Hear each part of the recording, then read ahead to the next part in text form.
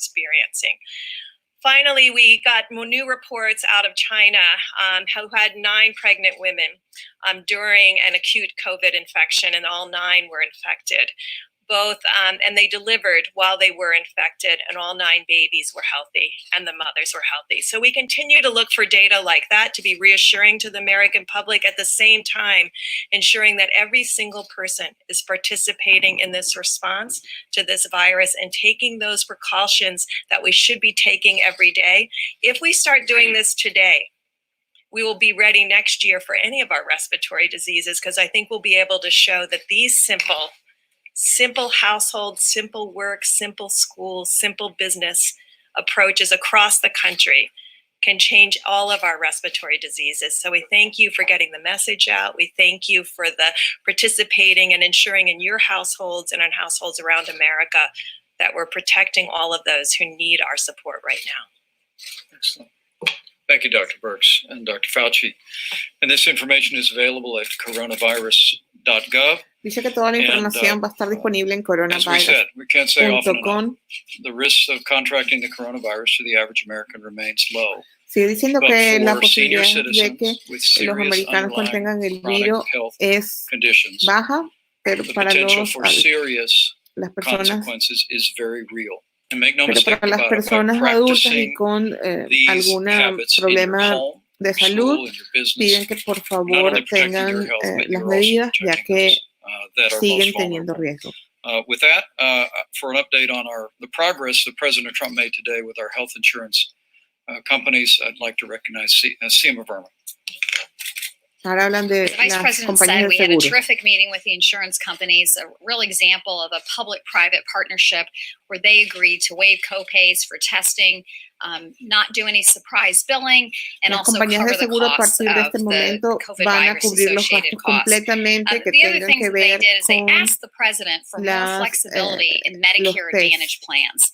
And the president agreed to do that. And so today we issued guidance to our Medicare Advantage plans that not only can they waive the costs for the test, but they can also go further to removing prior authorization requirements. They can waive prescription refill limits.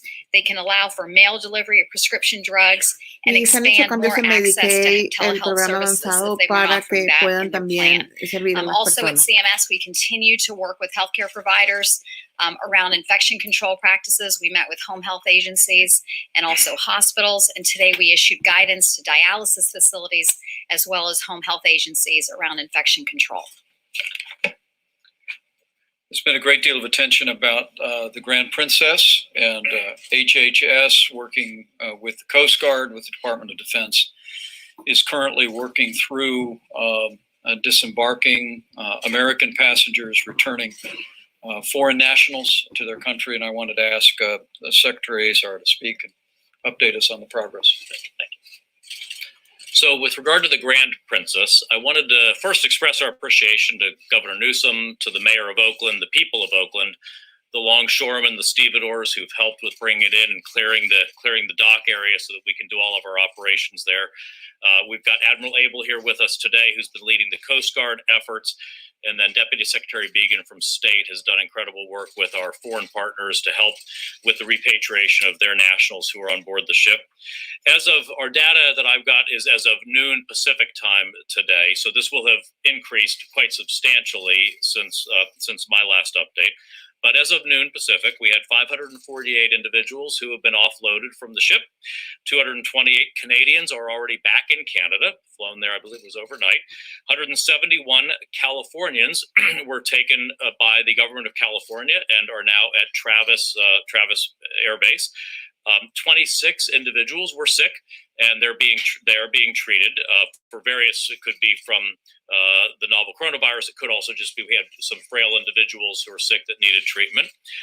Our goal is to get all of the citizens of California off today to be in the care of the California state government, as well as to get the UK citizens off today so that they could be repatriated to the United Kingdom. We continue to work with other countries on all of those maneuvers. We will have non-California residents who will be in transport to the bases at Dobbins and at Lackland. today, we hope, or tonight. So everything is progressing. It seems to be progressing well. We're using the highest isolation, quarantine procedures, medical screenings possible to ensure the safety of not just the passengers, but also of the local communities and all of the healthcare workers and others, emergency responders who are helping. So thanks to all of our partners for their help with this very complex operation. Well done. Good report. And let me echo the Secretary's appreciation to Governor Gavin Newsom, the state of California, the city of Oakland. It has literally been a seamless partnership. Everyone on that ship will be tested, isolated, and quarantined as appropriate, and provided with treatment. The crew on the ship, other than those who were ill, will be quarantined on the ship offshore. But it really represented the kind of partnership and cooperation from every level of government that every American I know is grateful to see. With that, on the economic front, Larry Kudlow. Thank you, sir. Yesterday in a meeting in the Oval, the president, acknowledging there are going to be challenges on the health and economic side, he mentioned that he intended to bring the full power of the federal government to deal with these challenges.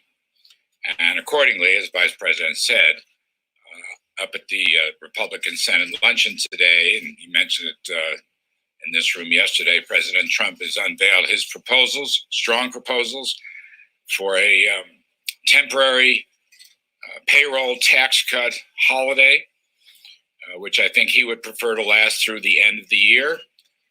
Also administratively, as Treasury Secretary Mnuchin and others have suggested, we are trying to, we will use assistance to unpaid sick leave people, very important point.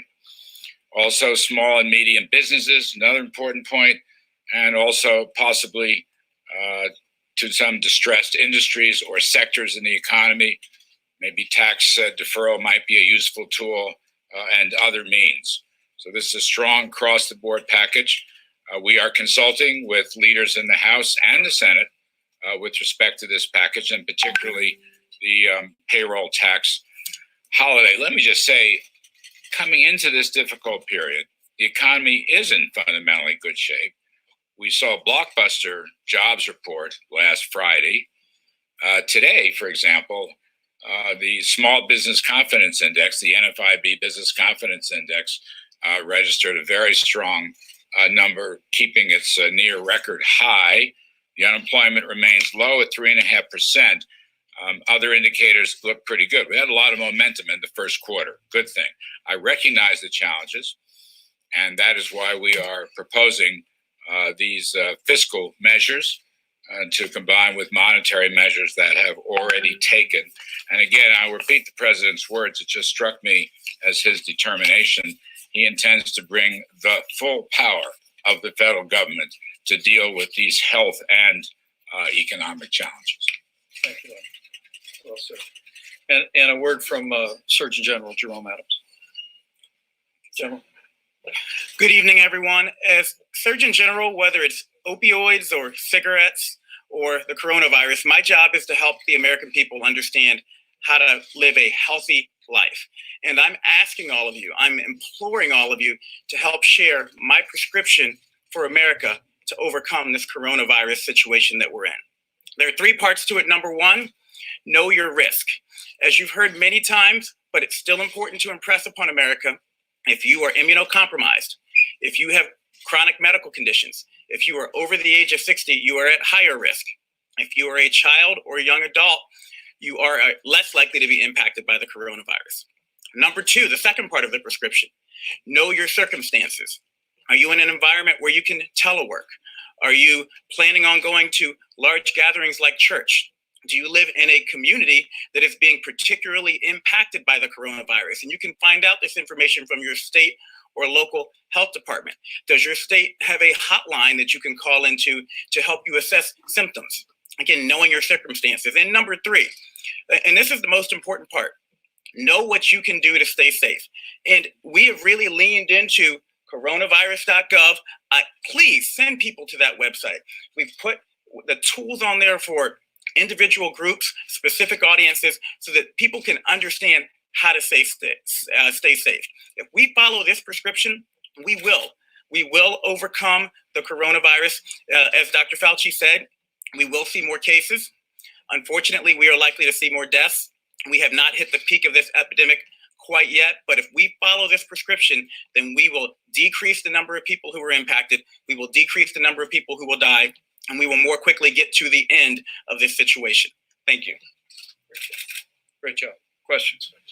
Please. Vice President, that poster right there, it says to avoid crowding, consider rearranging large activities. So will the Pence-Trump campaign suspend campaign rallies and other activities? I think that'll be a decision that's made literally on a day-to-day basis. I thought Dr. Fauci spoke to that yesterday very well. That I'm very confident that the campaign will take the very best information and make the very best decision going forward. But these proposals are things that every American can do all across the country that will reduce the risk of either contracting or being exposed to the coronavirus.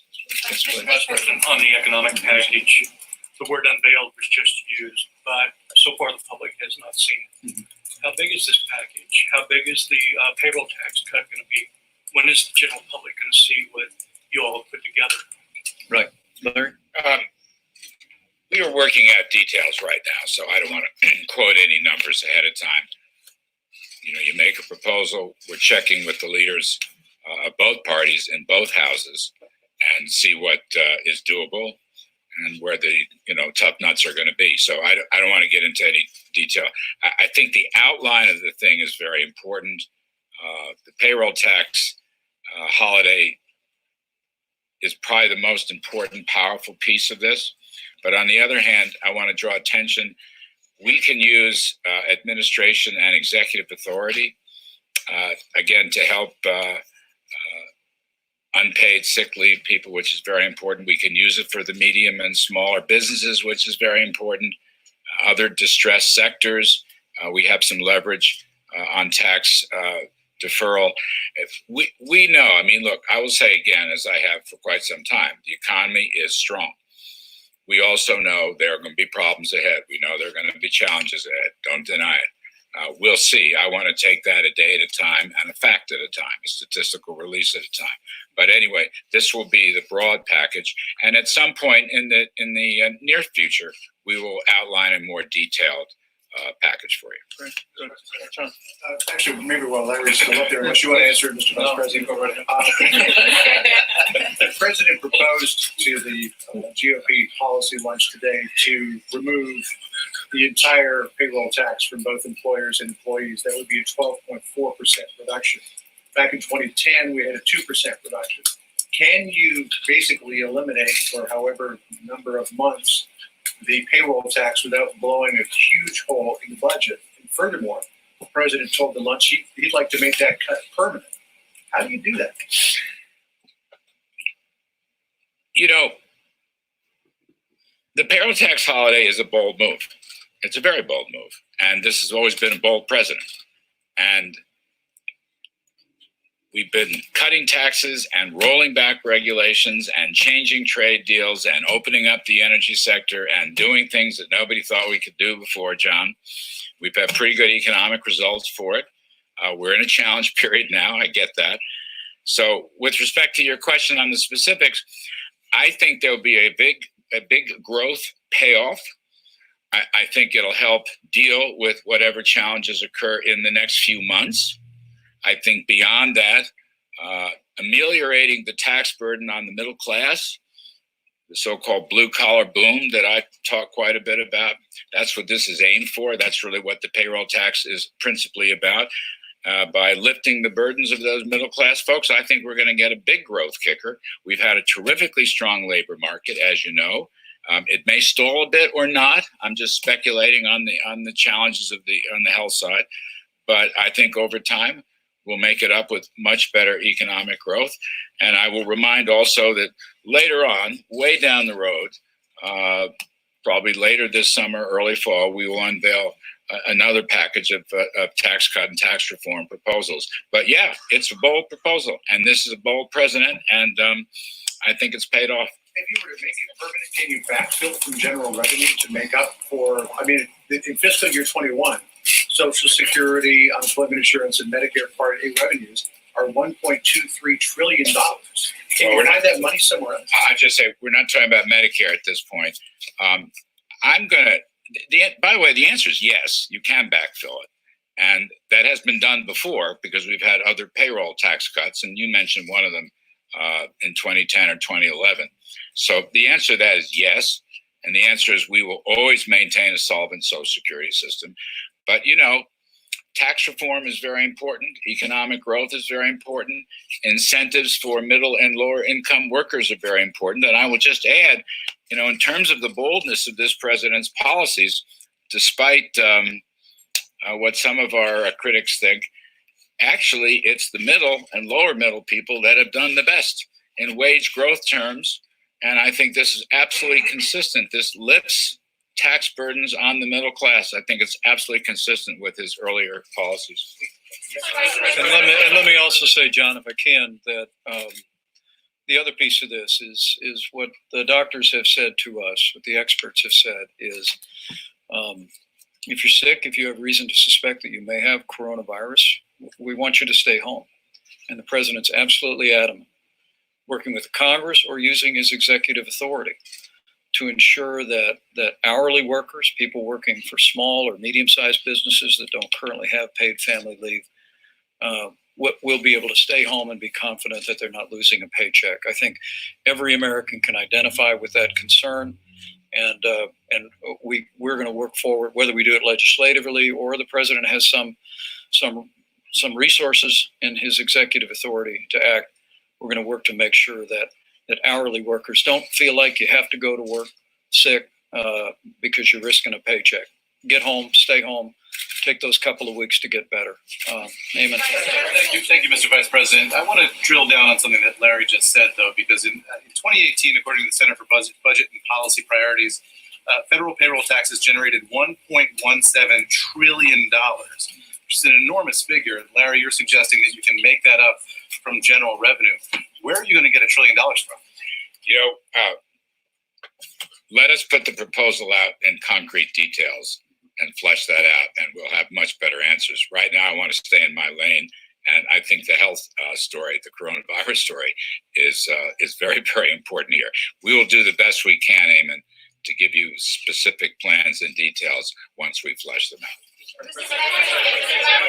Yes, please. About the increased testing capacity, we're still seeing reports of severe rationing in many cases because of the limited supply. It appears to be close to impossible for average Americans to get tested without being hospitalized first.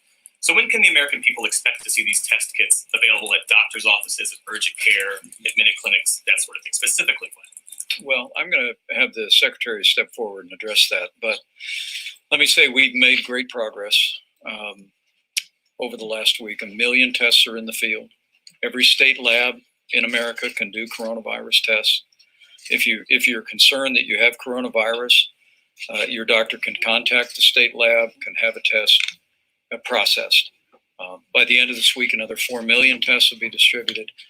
But to your very important question, we're working day by day with the largest commercial labs in America.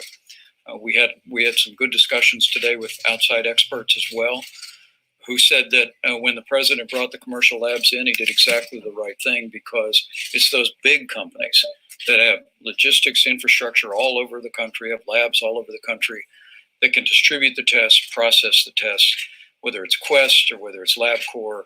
And we believe that in the days and weeks ahead, we're going to continue to see the availability of tests dramatically rise. And we're driving toward that every day. Mr. Secretary, did you want to add to that? Maybe Dr. Redfield can add in also.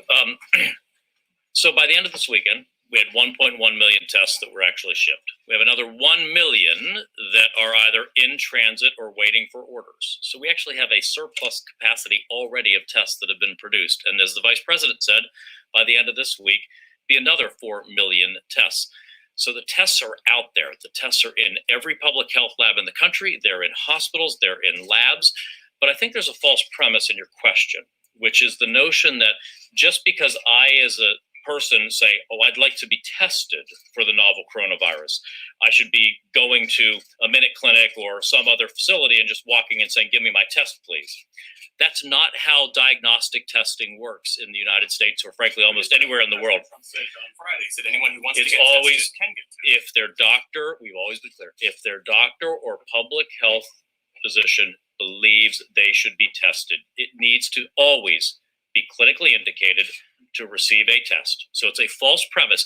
Go to your doctor if you first, actually don't go to your doctor. Call your doctor's office if you believe you may have the novel coronavirus. Call the clinic, call the hospital, call the doctor's office so that you don't just walk right in, follow their infection control procedures for doing that. And then they will decide, working with you, whether a test is appropriate to be done. But there are millions of tests out there now, and it's going to, as the Vice President said, with Quest and LabCorp getting it at the doctor's office, swabbing their distribution and transport system, it's going to be an even better, closer to the patient experience, as I talked to you on Saturday when we met together. That's very good. And Nancy, I'm going to ask Dr. Birx to speak to this too, because she's just done a tremendous job bringing our commercial labs to bear on this. But to your other point, the president directed us to essentially change the criteria that CDC was giving labs around the country. We heard from governors around the country that people that were only mildly symptomatic were being told that they couldn't be tested. We changed that. We changed that description. And so, as the president said, anyone who on a doctor's order wants to be tested can, at a doctor's indication, be tested now. We're working to fill that need, and we're making great progress every single day. But I wanted Dr. Birx to speak to it as well. Yeah, I just wanted to talk to you briefly about what happened in decreasing barriers. I've been a lab person, I've been a vaccine developer, I've been a doctor, I've been all those things, but I've never in my lifetime of government service have worked with the CDC in a way that every time the state or local government calls and says, I have this barrier, I need a modification to the regulations. That has happened almost daily. And the reason we have commercial labs willing to step in immediately is because the FDA has created that ability and posted on their website, I don't know if you've been there, this unbelievable waiver system and the clear definitions there. Every single hospital, every single university can utilize this testing algorithm. And that's highly unusual, but it's also what's bringing the super large high throughput companies to the table. And I just want to, this has been unique for me to be able to see this unbelievable dialogue between what states need, what local governments need, and federal government being responsive with changing those regulations. And that has been really wonderful to watch. Thank you, Dr. Birx. Can I get you right here? Yes, I wanted to ask, I guess the administration has really touted the success of the travel ban on China and Iran. Why has it not extended those bans to South Korea or Japan or Italy? And is it still under consideration, or has the administration really shifted to mitigation from containment? Well, I'm going to let Dr. Birx speak to that in a moment. But there is no question, as Dr. Fauci said just a few days ago, we would be in a very different place if President Trump had not suspended all travel from China. And we would also, I suspect, be in a very different place if we hadn't issued travel advisories for portions of Italy, portions of South Korea, and initiated screening of all passengers on all direct flights into the United States from both of those countries. I will tell you, we had a very thorough discussion today of the prospect of recommending to the president additional travel advisories. What we're doing, particularly as Dr. Fauci said, is we're following the facts, and we're going to bring those recommendations forward in the time and manner that we, as the White House Coronavirus Task Force, determine are appropriate. But let me tell you, it is literally a day-to-day consideration, and we're going to continue to put the health and safety of America first. Dr. Burks, did you want to amplify that? Or I think that was perfectly said. Dr. Fauci, did you want to say? Thank you. Tom Bossert, who used to be a part of this administration, had an op-ed where he basically said that the U.S. has 10 days before hospitals could be overrun. He recommended that schools be shut down for maybe 8 weeks. And what does the administration think about that? Does it agree that the U.S. could be at the point where there could be a turning point in the next 10 days or so? And what about keeping schools open? Should they be kept open? Well, let me say the recommendations that you have and that every American now has at coronavirus.gov apply to every jurisdiction in the country, every state and every community, irrespective of whether or not there's been a coronavirus case established. I will tell you that we're working very closely with California, Washington, New York, Florida, to develop community-specific recommendations for those areas where we have had what is known as community spread, a number of coronavirus cases that appear that it's being transmitted in the community. In the next 24 hours, working with those states, we'll be publishing CDC's recommendations for what ought to be done. But I want to turn it over to Dr. Fauci to tell you that we really think the most important thing here is that we continue to bring the facts forward to the American people, and that our proposals and our recommendations, well, all of these apply to everybody in the United States, and it'll help reduce the infection rate of the coronavirus. That for those communities that are being impacted, we're going to develop specific recommendations that'll make the most sense for them. Dr. Fauci? Thank you. And Dr. Fauci, can you say can you wait until there's community spread to make some of these decisions? Well, it depends on the degree of community spread. I mean, community spread could be just a small amount, or you could start to see multiple generations. But getting to your individual question, that everything is on the table for consideration. So the idea that we're not closing I think for the country right now to say we're going to close all the schools in the country, I don't think would be appropriate. Would school closures be appropriate depending upon not whether you have already the horses out of the barn, but when you start to see we're getting a little bit dangerous here, so let's do it. So it's incorrect to say now everything has happened bad, let's close the school. And it's incorrect to say let's just blanket close the schools in the entire country tonight. I don't think that would be appropriate, but I do think it would be appropriate to carefully try and do things like closing, but there's other things besides closing, to do real mitigation sometime before you think you really need it. That gets back to what I said a few moments ago about where the puck is going to be. But you want to make sure you're not so far ahead that you overshoot. Great. All right, thanks, guys. Just real quick, should the president stop shaking hands with people? He just did it at the Medal of Freedom ceremony a few moments ago. On this sign up here, it says you should stop handshaking if you're at your workplace and in your school or in commercial establishments. Should the president set that example? I notice you've been opting for the elbow bump. I've been shaking hands too. What do you make of that? Is that necessary, do you think, at this point? Well, look, as the president has said, in our line of work, you shake hands when someone wants to shake your hand. And I expect the president will continue to do that. I'll continue to do it. What this is a broad recommendation for Americans. But a really good recommendation is to wash your hands often. And all the experts tell me that while people want to get the various sanitizing lotions, washing your hands with hot soap and water for 20 seconds is just as good as any lotion you can buy. So, how about one or two more? Is it a plan to coordinate a response with other countries? I'm sorry, say again. Is it a plan to coordinate a response with other countries in the continent? President Trump met President from Brazil, Bolsonaro, this weekend. Did they talk about coronavirus? I know that they spoke about a broad range of issues, and I'm confident the coronavirus was discussed. What I can tell you is that